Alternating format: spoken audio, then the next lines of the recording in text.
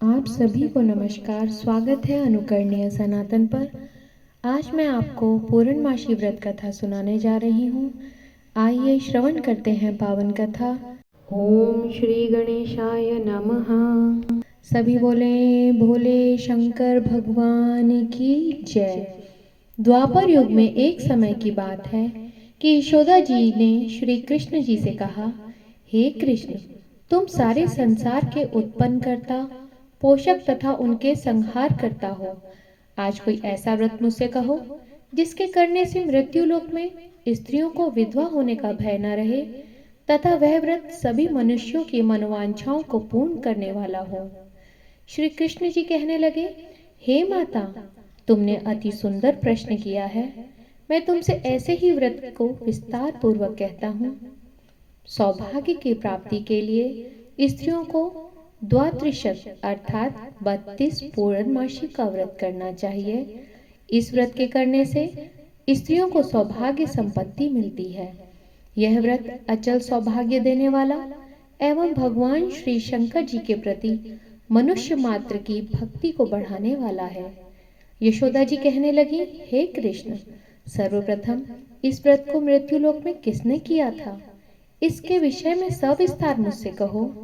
श्री कृष्ण जी कहने लगे कि इस भूमंडल पर एक अत्यंत प्रसिद्ध राजा चंद्रहास से पालित अनेक प्रकार के रत्नों से परिपूर्ण कातिका नाम की एक नगरी थी। वहां धनेश्वर नाम का एक ब्राह्मण था और उसकी स्त्री अति सुशीला रूपवती नाम की थी। दोनों ही उस नगरी में बड़े प्रेम के साथ रहते थे। घर में धन धान्य आदि की कमी नहीं थी। संतान न होने की वजह से उनको बड़ा दुख था। एक समय एक बड़ा तपस्वी योगी उस नगरी में आ गया। वह योगी उस ब्राह्मण के घर को छोड़कर अन्य सब घरों से भिक्षा लाकर भोजन किया करता था। उस योगी ने एक दिन रूपवती से भिक्षा न लेकर किसी अन्य घर से भिक्षा लेकर गंगा के किनारे जाकर भिक्षान को प्रेम पूर्वक ग्रहण किया कि धनेश्वर ने योगी को यह सब कार्य करते हुए देख लिया।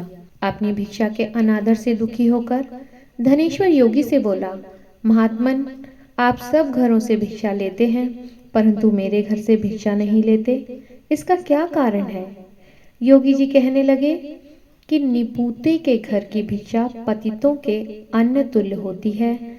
जो पतितों का अन्न खाता है वह पतित हो जाता है। चूंकि तुम निपुत्र हो अतः पतित हो जाने के भय से मैं तुम्हारे घर की भिक्षा नहीं ग्रहण करता। धनेश्वर यह बात सुनकर अपने मन में अत्यंत दुखी हुआ और हाथ जोड़कर योगी के पैरों में गिर पड़ा तथा आर्त भाव से कहने लगा, हे महाराज, यदि ऐसा है तो आप मुझको पुत्र प्राप्ति का उपाय बताएं। आप सर्वज्ञ हैं, मुझ पर अवश्य ही कृपा कीजिए। धन की मेरे घर में कोई कमी नहीं, परंतु पुत्र न होने के कारण मैं अत्यंत दुखी हूँ। आप मेरे इस दुख को दूर करें, आप सामर्थ्यवान हैं। यह सुनकर योगी जी कहने लगे कि हे ब्राह्मण, तुम देवी चंडी आराधना करो। घर आकर ब्राह्मण ने अपनी स्त्री को सारा वृत्तांत कह सुनाया और स्वयं तप के निमित्त वन में चला गया। वन में जाकर उसने देवी चंडी की आराधना उपासना की। देवी चंडी जी ने 16वें दिन उसको स्वप्न में दर्शन दिए और कहा, हे धनेश्वर, जा तेरे पुत्र होगा, परंतु वह 16 वर्ष की आयु में ही मृत्यु को प्राप्त हो जाएगा। यदि तुम दोनों पति पत्नी 32 पूर्णमासियों का व्रत विधि पूर्वक करोगे तो वह दीर्घायु हो जाएगा। अपनी शक्ति सामर्थ्य के अनुसार आटे के दिए बनाकर भगवान भोले शंकर जी का पूजन करना, परंतु याद रखना पूर्णमासी पूरी 32 हो जानी चाहिए। प्रातःकाल होने पर इस स्थान के समीप ही तुमको एक आम का वृक्ष दिखाई देगा। तुम उस पर चढ़कर एक फल तोड़कर शीघ्र अपने घर चले जाना। अपनी स्त्री से सब वृतांत कहना। ऋतु स्नान के पश्चात वह स्वच्छ होकर श्री भगवान भोले शंकर जी का ध्यान करके उस फल को ग्रहण करे। तब भगवान शंकर जी की कृपा उस पर हो जाएगी और उसे घर ठहर जाएगा। जब वह ब्राह्मण प्रातःकाल उठा तो उसने उस स्थान के पास ही एक आम का वृक्ष देखा जिस पर एक अत्यंत सुंदर आम का फल लगा हुआ था। उस ब्राह्मण ने उस आम के वृक्ष पर चढ़कर उस फल को तोड़ने का प्रयत्न किया, परंतु वृक्ष पर कई बार प्रयत्न करने पर भी वह न चढ़ पाया। तब तो उस ब्राह्मण को बहुत ही चिंता उत्पन्न हुई और विघ्न विनाशक श्री गणेश जी की आराधना वंदना करने लगा। कहने लगा, हे दयानिधे, हे दया सिंधु, आपने भक्तों के विघ्नों का नाश किया है, उनके मंगल कार्य को पूर्ण किया है। हे रिद्धि सिद्धि को देने वाले, आप मुझ पर कृपा करके इतना बल देवें कि मैं अपने मनोरथ को पूर्ण कर सकूं। इस प्रकार श्री गणेश जी की प्रार्थना करने पर उनकी कृपा से धनेश्वर वृक्ष पर चढ़ गया और उसने एक अति सुंदर आम का फल देखा। उसने सोचा कि जो वरदान से फल मिला था वह यही है और कोई फल दिखाई नहीं देता। उस धनेश्वर ब्राह्मण ने जल्दी से उस फल को तोड़कर अपनी स्त्री को लाकर दिया और उसकी स्त्री ने अपने पति के कथनानुसार उस फल को खा लिया और वह गर्भवती हो गई। देवी जी की असीम कृपा से उसके एक अत्यंत सुंदर पुत्र उत्पन्न हुआ, जिसका नाम उन्होंने देवदास रखा। माता पिता के हर्ष और शोक के साथ वह बालक शुक्ल पक्ष के चंद्रमा की भांति अपने पिता के घर बढ़ने लगा। भवानी की कृपा से वह बालक बहुत ही सुंदर, सुशील और विद्या पढ़ने में बहुत ही निपुण हो गया। दुर्गा जी की आज्ञा अनुसार उसकी माता ने द्वात्रिंशत यानी 32 पूर्णमासी का व्रत रखना प्रारंभ कर दिया, जिससे उसका पुत्र बड़ी आयु वाला हो जाए, अर्थात दीर्घायु हो। 16वां वर्ष लगते ही देवदास के माता पिता को बड़ी चिंता हो गई, कहीं उसके पुत्र की इस वर्ष मृत्यु न हो जाए। इसलिए उन्होंने अपने मन में विचार किया कि यदि यह दुर्घटना उनके सामने हो गई तो इसे वो कैसे सहन करेंगे। इस कारण उन्होंने देवदास के मामा को बुलाया और कहा, हमारी इच्छा है कि देवदास 1 वर्ष तक काशी में जाकर विद्याध्ययन करे और हम उसको अकेला भी छोड़ना नहीं चाहते, इसलिए इसके साथ तुम चले जाओ और 1 वर्ष बाद इसको लौटा लाना। सब प्रबंध करके उसके माता पिता ने काशी जाने के लिए देवदास को एक घोड़े पर बैठाकर उसके मामा को उसके साथ भेज दिया, किंतु यह बात उसके मामा या किसी और से नहीं कही। धनेश्वर ने सपत्नी पुत्र की मंगल कामना तथा दीर्घायु के लिए भगवती दुर्गा की आराधना और पूर्णमासियों का व्रत करना प्रारंभ किया। इस प्रकार बराबर 32 पूर्णमासी का व्रत पूरा किया। कुछ समय बाद एक दिन वह दोनों मामा और भांजा मार्ग में रात्रि बिताने के लिए किसी गांव में ठहर गए थे। उस दिन गांव में एक ब्राह्मण की अत्यंत सुंदरी, सुशीला, विदुषी और गुणवती कन्या का विवाह होने वाला था। जिस धर्मशाला के अंदर वर और उसकी बारात ठहरी हुई थी, उसी धर्मशाला में देवदास और उसके मामा भी ठहरे हुए थे। संयोगवश जब कन्या को तेल आदि चढ़ा कर मंडप आदि का कृत्य किया गया तो लग्न के समय वर को धनुवार्थ हो गया। अस्तु वर के पिता ने अपने कुटुंबियों से परामर्श करके निश्चय किया कि यह देवदास मेरे पुत्र जैसा ही सुंदर है, मैं इसके साथ लगन करवा दूं और बाद में विवाह के अन्य कार्य मेरे लड़के के साथ हो जाएंगे। ऐसा सोचकर देवदास के मामा से जाकर बोला कि तुम थोड़ी देर के लिए अपने भांजे को हमें दे दो, जिससे विवाह के लग्न का सब कृत्य सुचारू रूप से हो सके। तब उसका मामा कहने लगा कि जो कुछ भी मधुपर्क आदि कन्या दान के समय वर को मिले वह सब हमें दे दिया जाए, तो मेरा भांजा इस बारात का दूल्हा बन जाएगा। यह बात वर के पिता को स्वीकार कर लेने पर उसने अपने भांजे को वर बनाने को भेज दिया और उसके साथ विवाह कार्य सब रात्रि में विधि पूर्वक संपन्न हो गया। पत्नी के साथ वह भोजन न कर सका और अपने मन में सोचने लगा कि ना जाने यह किसकी स्त्री होगी। वह एकांत में इसी सोच में गरम निश्वास छोड़ने लगा। उसकी आंखों में आंसू भी आ गए। तब वधू ने पूछा, क्या बात है, आप इतने उदासीन व दुखी क्यों हो? तब उसने सब बात जो वर के पिता व उसके मामा के बीच में हुई थी उसको बता दी। तब कन्या कहने लगी कि यह ब्रह्म विवाह के विपरीत कैसे हो सकता है। देव, ब्राह्मण और अग्नि के सामने मैंने आपको ही अपना पति बनाया है, इसलिए आप ही मेरे स्वामी हैं। मैं आपकी पत्नी रहूंगी, किसी अन्य की कदापि नहीं। तब देवदास ने कहा, ऐसा मत करिए, क्योंकि मेरी आयु बहुत थोड़ी है। मेरे बाद आपकी क्या गति होगी, पहले इन बातों को अच्छी तरह से विचार कर लो।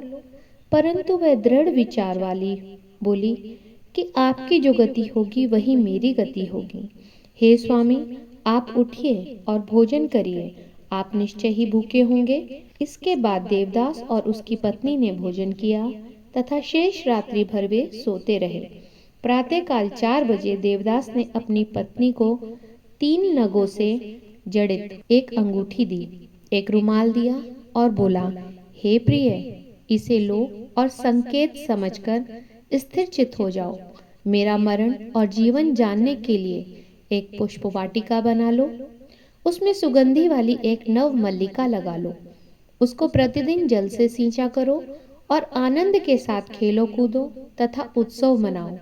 जिस समय या जिस दिन मेरा प्राणांत होगा तो ये फूल सूख जाएंगे, और जब ये फिर से हरे हो जाएं तो समझ लेना कि मैं जीवित हूँ। यह बात निश्चय करके समझ लेना, इसमें कोई संशय मत रखना। यह समझाकर वह चला गया। प्रातःकाल होते ही वहां पर बाजे गाजे बजने लगे।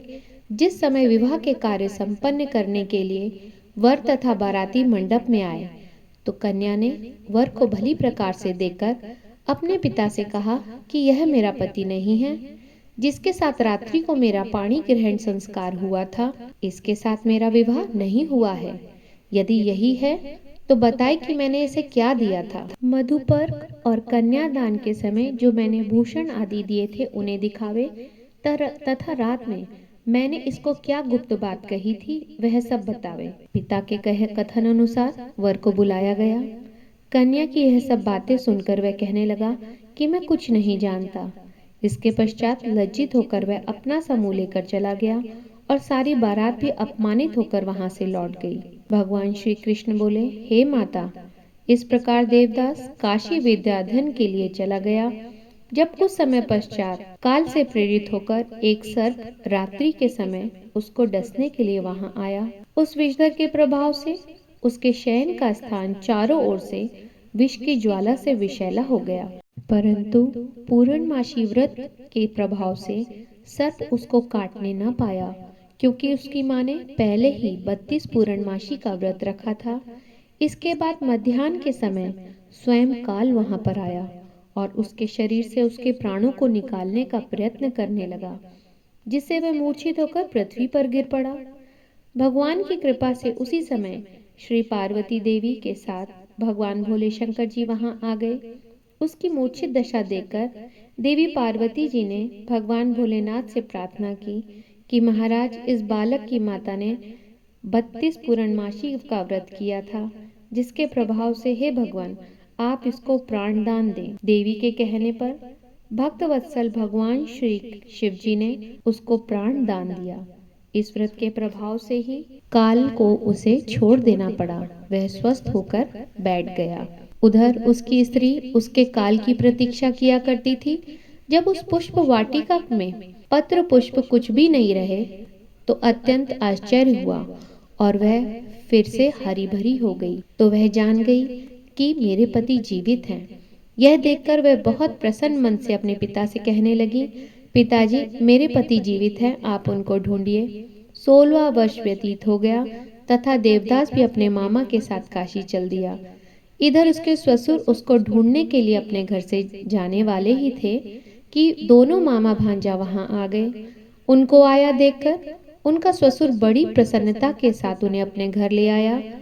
उस समय नगर के निवासी भी वहां इकट्ठा हो गए और सबने निश्चय किया कि अवश्य ही उसी बालक के साथ इस कन्या का विवाह हुआ था।